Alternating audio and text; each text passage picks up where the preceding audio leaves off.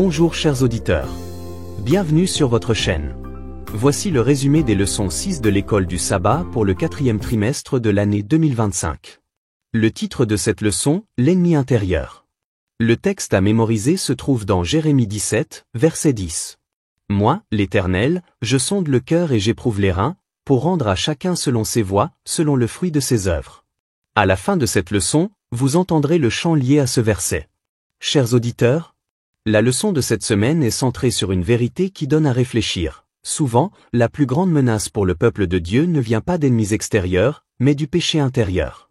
La défaite d'Israël à Haï enseigne que la désobéissance à l'alliance de Dieu a des conséquences non seulement pour les individus, mais aussi pour toute la communauté. L'histoire d'Akan révèle que le péché caché peut bloquer la présence de Dieu, entraver la victoire et ternir son nom devant les nations. Leçon du dimanche. L'alliance et la défaite d'Israël. Josué 7 commence par un contraste saisissant avec la victoire sur Jéricho. Israël, autrefois triomphant, est maintenant confronté à une défaite humiliante contre la petite ville d'Haï. Du point de vue du lecteur, nous comprenons immédiatement pourquoi Akan, un membre de la tribu de Juda, a désobéi au commandement de Dieu en prenant des objets voués à la destruction à Jéricho. Les Israélites, cependant, ne le savent pas encore. Confiants après leur succès précédent, ils attaquent Haï sans consulter Dieu, estimant que leur force est suffisante. Leur échec révèle deux problèmes profonds, le péché caché d'Akan et l'autosuffisance d'Israël. Ensemble, ceci démontre que la victoire divine dépend de la présence de Dieu et de l'obéissance à sa volonté, et non du nombre, des tactiques ou de la sagesse humaine. L'alliance a fait d'Israël un peuple uni devant Dieu. Par conséquent, le péché d'une seule personne a souillé toute la nation. Tout comme la désobéissance d'Akan a affecté tout le monde, de même, dans toute communauté, les mauvaises actions des individus peuvent entraîner des souffrances collectives, par la corruption, la malhonnêteté ou les compromis moraux. Leçon du lundi. Le péché d'Akan, justice et grâce. Lorsque Dieu dévoile le péché d'Akan, il ne le révèle pas immédiatement, mais met en place un processus minutieux, tribu par tribu, famille par famille, jusqu'à ce que le coupable soit identifié. Cette procédure lente est à la fois judiciaire et miséricordieuse. Elle donne à Akan le temps de se confesser volontairement, mais il reste silencieux jusqu'à ce que le jugement divin s'abatte directement sur lui. L'attitude de Josué envers Akan est frappante. S'adressant à lui avec tendresse en l'appelant « mon fils », Josué fait preuve de compassion tout en rendant justice. Il reflète l'équilibre du caractère de Dieu, miséricordieux mais juste. Comme nous le rappelle le psaume 139, rien ne peut être caché au Seigneur, qui sonde les cœurs et connaît tous les secrets. Le silence obstiné d'Akan nous met en garde contre le danger de retarder la repentance. La justice investigative de Dieu non seulement révèle la culpabilité, mais innocente également les innocents, rétablissant ainsi la sainteté de la communauté. Leçon du mardi. Choix fatidique et nature du péché. Lorsqu'Akan finit par avouer, ses paroles révèlent plus qu'une simple faute, elles reflètent le schéma même de la première chute de l'humanité. Comme Ève dans le jardin d'Éden, Akan a vu, convoité et pris ce que Dieu avait interdit. Son péché provenait de la convoitise, du désir de ce que Dieu lui avait refusé, enraciné dans la méfiance envers sa bonté.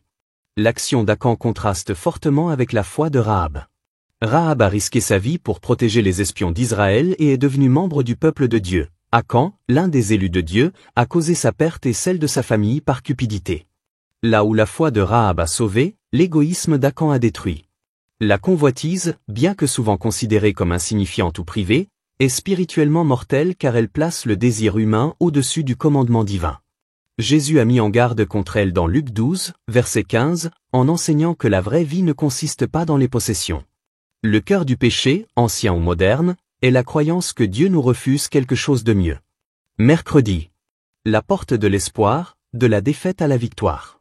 Dans Josué 8, Dieu transforme l'échec d'Israël en une leçon d'espoir. Après avoir traité le péché, Dieu rétablit sa faveur et leur donne la victoire sur Haï. Il est intéressant de noter que la stratégie qui avait conduit à la défaite fait désormais partie du nouveau plan. Israël feint de battre en retraite, attirant l'armée d'Haï à l'extérieur, tandis qu'une embuscade incendie la ville. Cette transformation accomplit la prophétie d'Osée 2 verset 15, la vallée d'Acor, ou vallée de détresse, deviendra une porte d'espérance. Même après un échec, la repentance ouvre la voie au renouveau. La leçon est claire, Dieu peut racheter nos plus grandes défaites lorsque nous lui faisons à nouveau confiance et lui obéissons. La victoire ne vient pas par des signes miraculeux, mais par une adhésion fidèle à la parole de Dieu. L'obéissance de Josué, qui a tenu son épée levée jusqu'à ce que la victoire soit totale, symbolise sa confiance totale en la puissance divine, faisant écho aux actions de Moïse à la mer Rouge et contre les Amalécites. Pour les croyants d'aujourd'hui, cela montre que le succès dans les combats spirituels ne dépend pas des compétences ou de l'intelligence humaine, mais de la foi, de l'obéissance et de l'humilité devant Dieu. Leçon du jeudi. Un témoin de la puissance de Dieu. Lorsque Josué s'est prosterné devant le Seigneur après la défaite d'Aï, Josué 7, 6-9, sa prière exprimait son désespoir, mais aussi sa profonde inquiétude pour la réputation de Dieu parmi les nations. Josué craignait que l'échec d'Israël ne déshonore le nom du Seigneur et n'encourage les Cananéens. Cela révèle une vérité importante, les victoires et les défaites d'Israël ne concernaient pas seulement la terre, elles concernaient aussi le témoignage du caractère de Dieu au monde. Par son obéissance, Israël était censé manifester la sainteté, la justice et la miséricorde de Dieu afin que les nations environnantes puissent être attirées vers lui. De même, lorsque le peuple de Dieu aujourd'hui ne vit pas selon ses principes, sa réputation en souffre. Notre fidélité, ou notre manque de fidélité, rejaillit sur Dieu devant le monde qui nous observe. Deutéronome 4 vers 5-9 nous rappelle que l'obéissance au statut de Dieu rend son peuple sage et respecté parmi les nations. En tant qu'adventistes du 7e jour, notre conduite, notre unité et notre intégrité sont des témoignages puissants du caractère de Dieu. Leçon du vendredi. Réflexion supplémentaire. Dans Patriarche et Prophète, Sir Ellen White décrit le péché d'Achan comme étant enraciné dans la convoitise, le péché, le plus courant et le plus pris à la légère. Sa confession tardive n'était pas un véritable repentir, mais une tentative désespérée d'échapper à la punition. Le véritable repentir implique une tristesse sincère pour le péché et un détournement de celui-ci, et non pas simplement l'aveu de sa culpabilité lorsque les conséquences sont inévitables. Cela appelle chaque croyant à s'examiner lui-même. Dieu sonde le cœur, pas seulement les actions extérieures.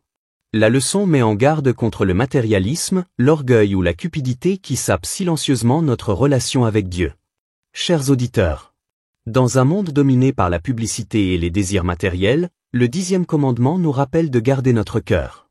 Apprendre à distinguer entre les besoins et les désirs nous protège de la décadence spirituelle.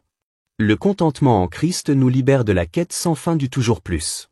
Responsabilité collective. La prière de Daniel est un modèle d'humilité, confessant les péchés de son peuple comme les siens. Cette conscience collective du péché est vitale pour l'Église aujourd'hui. Les échecs d'un croyant ou d'une institution peuvent affecter le témoignage de toute la communauté.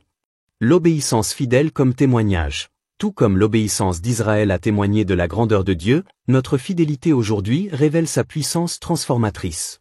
Imaginez l'impact si chaque croyant vivait selon les principes divins d'amour, d'honnêteté, de pureté et de justice. Le monde verrait le Christ plus clairement à travers nous. En conclusion, l'ennemi intérieur nous rappelle que les batailles les plus féroces sont souvent spirituelles et non externes. L'histoire d'Israël est un miroir pour l'Église moderne. La victoire sur le péché et l'accomplissement de la mission de Dieu dépendent de la foi, de l'obéissance et de l'abandon total au Christ. Lorsque le péché caché est confessé et abandonné, Dieu rétablit sa présence, transforme la défaite en victoire et ouvre à nouveau la porte de l'espoir.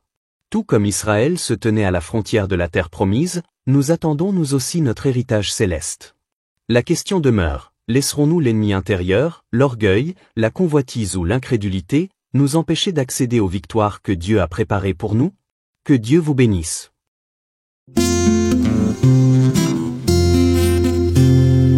I, the Lord, search the heart and test the mind, to give every man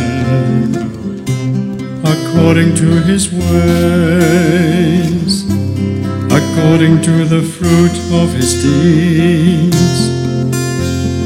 I, the Lord, search the heart and test the mind, to give every man